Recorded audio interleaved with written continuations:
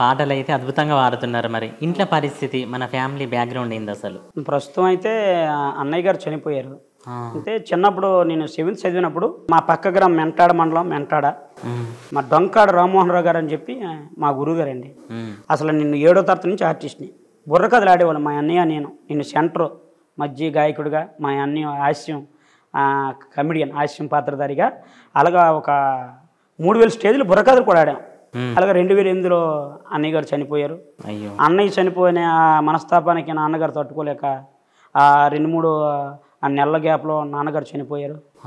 తర్వాత నాకు ఈ ప్రోగ్రామ్స్ వల్ల వచ్చే ఆదాయం అనేది వచ్చేది అది లేకుండా అయిపోయింది. మన ప్రోగ్రామ్స్ మా మేసర్ ఆఫీసరు. తర్వాత నేను బీఈడి ఒకటి జాయినింగ్ అయ్యాను. ఎటువంటి ఇన్కమ్ ఇటు నుంచి రావడం లేదు. తర్వాత అమ్మగారు నేను తర్వాత వివాహం అయ్యింది. ఆ తర్వాత నాకంటూ 2014 నుంచి ఒక టీంని ఏర్పాటు చేసుకొని ఆ విధంగా అంచెంచెలుగా ఈరోజు అది నాకు మ్యారేజ్ అయింది. మా అబ్బాయి పేరు రేవంత్, పాప పేరు ఆదిలక్ష్మి, మా మిసెస్ పేరు శ్యామల, మా అమ్మ పేరు బంగారమ్మ. ఇది ఫ్యామిలీ. అక్కగారికి మ్యారేజ్ అయిపోయింది. ఇప్పుడు ఇదివరకు అంటే ఇప్పుడైతే ఫ్యామిలీ అయితే మంచిగా ఉంది కదా? మంచిగా ఉంది. మనకంటే సొంత గృహాన్ని ఏర్పాటు చేసుకొని పర్లేదు, మనం ఇలాంటి చెప్పకూడదు కానీ పర్లేదు, హ్యాపీగా భగవంతుడు ఆ కలాం తల్లి దయవల్ల పర్లేదు.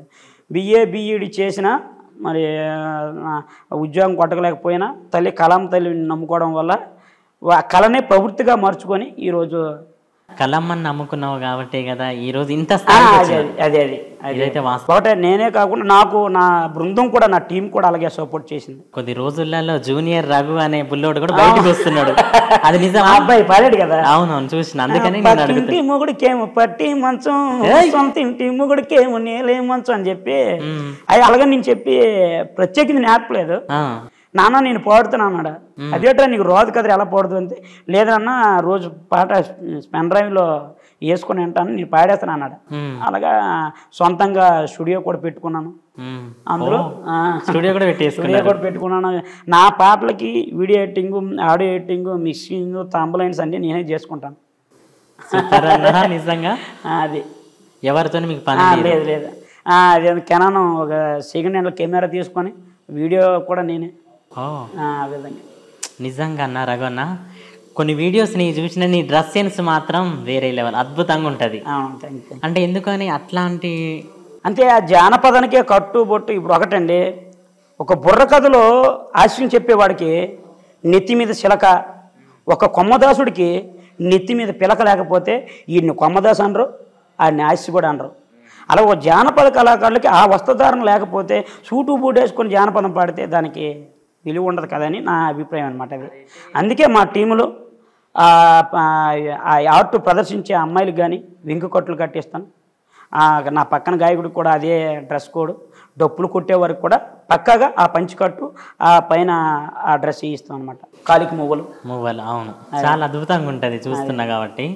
ఇప్పుడు మీరంటే ఇట్లా చేస్తున్నారు, బయట జానపద కళాకారులు ఇప్పుడు అట్లా లేరు. మరి ఇప్పుడు ఒకటండి, మంచి జానపదాలు ఉన్నాయి. దింత సుందరి తగదగ దింత నోమి నోమిన్నాల నోమిన్నాల దింత సుందరి తగదగ దింత సోమవారం నాడు సోమనాయుడో ఓరు సోమనాయుడా కురిసి కురిసి వానల కురిసి వైబొమ్మిడీలు నేను వంగి వంగి దూరబోతే వైబొమ్మిడీలు. అద్భుతమైన జానపదాలు ఉన్నాయి మన ఉత్తరాంధ్ర మాండలికంలో. అటువంటి జానపదాల్లో మన ప్రస్తుతం మా సైడ్ ఉండే యువత పాడుకున్న కొన్ని జానపద బాణీలు తీసుకొని వాటిని లైన్లు మార్చేసి మితిమీరితే శృంగారానికి అశ్లీలతకి సన్న రేఖ ఉంటుంది మధ్యలో. అది కానీ సరిపితే అంత అశ్లీలతే. పాట పాడితే ద్వందార్థం ఉండాలి. ఫర్ ఎగ్జాంపుల్ ద్వందార్థం ఉండాలి, విరమడితే చాలా చక్కగా ఉండాలి. అప్పుడు మన ఒక ఛానల్ వారు మన హైదరాబాద్లో జానపదాల పాటల పోటీలు నిర్వహించేటప్పుడు ఫోక్ స్టూడియో అని జానపదాల పాటల పోటీల విభాగంలో ఖమ్మం వెంకటేశ్వర మాస్టర్ గానే అతను ఒక పాట పాడారు. అంటే ద్వందార్థం గురించి చెప్పడం కోసం. ఇది మాస్టర్ చాలా మంచి గురువు లాంటి వాళ్ళు. మరి మీకు కూడా తెలుసు. కోయిలకుంటా నూరో నింబర బీడీలో మావా తగన్న పోదురా టేషన్లో నువ్వు ఊగన్న పోదురా ఇంటిలో. ఇది పల్లవి. అందులో 3వ చరణం ఉంటుంది. నల్లది నల్లది అనుకోరా నగుబాటు చేయకురా నల్లది నల్లది అనుకోరా నగుబాటు చేయకురా నల్లని పున్నమి వెన్నెల్లోని వెన్నెల జల్లు కురిసేరా.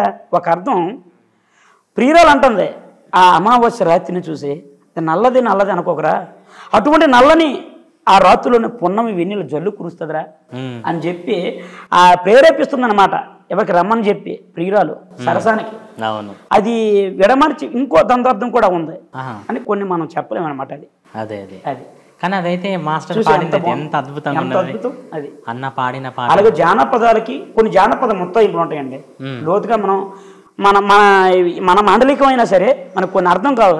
చిత్రం రూపమాట తత్వం రూపమాట కట్టిని కోటల దిట్టమైన వాట నిగనిగనే అలసి నిగ్గుచున్నాడట తలతలలాడు తలుకు వెళ్ళేటట అంటే ఉంటాడట ముట్టుముట్టట అని చెప్పి ఇటువంటి అంటే మన అర్థం చెప్పలేం కదా. జానపదాలు కొద్దిగా ముత్తయింపులో తత్వంతో కూడినటువంటివి.